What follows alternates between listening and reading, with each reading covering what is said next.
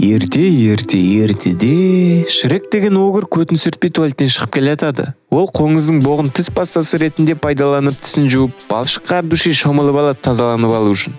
Сосын осырып бір балықты өлтіріп қояды. Ауылдың адамдары жиналып, оны ұстауға орманға келеді. Олардың келгенін Шрек аға естіп, адамдардың артынан шығады да айғайлап қуып жібереді. Келесі күні ертегі жаратылыстарын қабылдайтын жерге сөйлейтін есекті иесі алып келеді өткізіп жіберуге. Бірақ есек өзінің сөйлейтінін көрсетуден бас тартқандықтан, күзет иесін алдат деп алып кетіп баратқанда, иесі сиқырлы бір бәлені бір теуіп, ол есекке тиіп, оны шырады. Оның сөйлейтінін бәрі біліп қояды. Есек төмен құлап, оны күзет қуалай жөнеледі. Есек қашып Шрекке кезігеді. Шрек адамдарды қорқытып қуып жібереді. Есек Шректің артынан қалмай қойып, оның миын жейді. Шрек оны қорқытып, одан құтылмақ болады. Бірақ есек оның ауыз сасып тұрғанын айтады. Осылай олар Шректің үйіне дейін жетеді. Бірақ Шрек есекті үйдің ішіне кіргізбей қояды. Сөйтіп ол құлағынан свечка шығарып, есексіз кешкі асын ішеді. Кенет бөтен біреулердің үйге кіріп кеткенін байқайды. Далаға шықса, бөтен жандар өте көп. Оларды лорд Фаркуат осы жаққа қуып жіберіпті. Шрек есекпен бірге Фаркуатқа барып сөйлесуді шешіп тастау үшін. Сол мезетте сарайда Фаркуат пішнайды қинайды. Сосын сиқырлы айнаны алып кеп, мен ең сүйкімді корольмін ба деп сұрайды. Айна король болу үшін оның ханшайымы болуы керек екенін айтады да, үш қызды сынады. Белоснежка, Золушка және Фиона. Фаркуат 2 сағат таңдап, ақырында таңдауы Фионаға түседі. Айна түнде Фиона бір нәрсеге айналады деп айтайын деп жатқанда, Фаркуат ештеңе естігісі келмейді. Шрек пен есек сарайға жетті. Фаркуат, кім жасыл құбыжықты жеңеді, сол Фионаны құтқаруға аттанатын болады дейді. Содан рыцарьлар мен Шректер арасында төбелес орын алады. Біздікілер жеңеді. Фаркуат Шректі жеңімпаз деп жариялап, ұсыныс жасайды. Фионаны алып келсең, сені бал отаңмен қоса жайыңа қалдырам дейді. Шрек келісіп, есек екеуі жолға аттанады.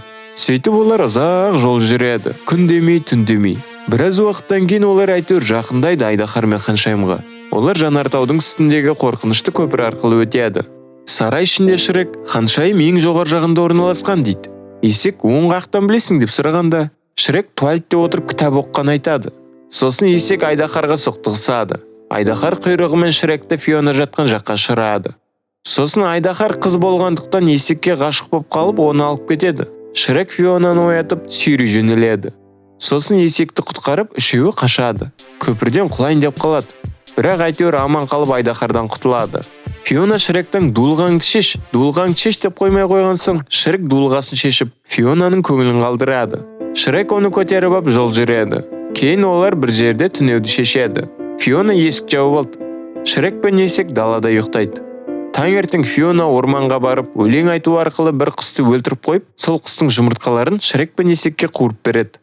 Таңғы астан кейін олар кекіріп келатқанда, алдыларынан Робин Гуд командасымен шығады. Фиона ханшайым жалғыз өзі олардың көкелерін танытады. Сосын Шректің көтіне жебе тигені анықталады. Фиона жебені шығарып, олар жолдарын жалғастырады.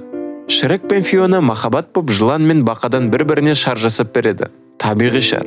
Сөйтіп олар Фаркуаттың патшалығына жақындайды. Фиона ол жаққа асықпайды. Сол себепті есек үшін уайымдап тұрмын, ауырып қалған сияқты деген сылтау айтады. Кейінірек Шрек Фионаға егеу құйрық қуырып береді. Екеуі сүйісейін дегенде есек оларды бөліп күн батып баратқанын айтып, Фиона үйге кіріп кетеді. Есек Шрекке сезімін білдіруді ұсынады. Шрек, мен құбыжықпын, ол ханшайым деп жүріп қайтуға кетеді. Түн болғанда есек үйге кіріп Фионаны шақырады. Фиона құлап есекті шошытады. Есек әрең дегенде түсінеді оның Фиона екенін. Фиона ханшайымның күндіз ханшайым, түнде құбыжық екені анықталады. Оның кішкентай кезінде мыстан сиқырлап тастаған екен. Шын махаббатын тауып сүйіскен кезде оның шынайы түрі қалыптасады. Есек, сен ең болмағанда түнде осындайсың, ал Шрек тәулік бойы дейді. Шрек сол уақытта сезімін білдіруге тармас етіп үйге жақындағанда, Фионаның осындай құбыжықты қалай жақсы көруге болады деп өзі туралы айтып жатқанын естіп қап, Шрек қызы ол туралы айтып жатыр деп ойлап қалады. Фиона есекке, бұл туралы Шрекке айтпа дейді. Сосын Фиона Шрекке бәрібір айтуды шешіп, далаға шықса, Шрек жоқ. Күн шығып, Фиона ханшайымға айналған кезде келеді Шрек. Ол ашулы. Сол кезде Фаркуат та келеді. Сөйтіп Фиона құпиясын Шрекке айта алмай қалады. Фиона Шрекке қасарысып, Фаркуатқа бүгін үйленейік, күн батпай тұрып дейді. Фаркуат окей деп, олар кетеді. Шрек ашуланып жалғыз өзі кетіп қалады. Фиона да тойға дайындалып жатыр. Есекке жылап жатқан Айдаһар келеді. Кейінірек Шрекке есек келеді. Есек Шрекке ол Фионаға ұнағанын мойындайды. Шрек аха, ол мені құбыжық деп айтты ғой дейді. Есек ол сен туралы айтпады деп мәлімдейді. Кім туралы онда деп Шрек сұрағанда, есек бар Фионаның өзінен сұра дейді. Сөйтіп олар айдаһарға отырып сарайға ұшып келеді. Шрек ішке кіріп Фаркуаттың король болу үшін ғана үйленейін деп жатқанын айтады. Шректің Фионаға ғашық екені белгілі болады. Фиона күннің батып баратқанын көріп, алдымен маған қара дейді Шрекке. Ол огырға айналып бәрін таңғалдырады. Фаркуат оларды ұстауға бұйрық беріп, Шрек күші жетпеген соң ысқырып айдаһарды шақырады. Айдаһар Фаркуатты жеп қояды. Шрек Фионаға мен сені жақсы көремін дейді. Фиона мен де сені деп екеуі сүйіседі. Сөйтіп Фиона енді күндіз де огыр құбыжық болады Шрек сияқты.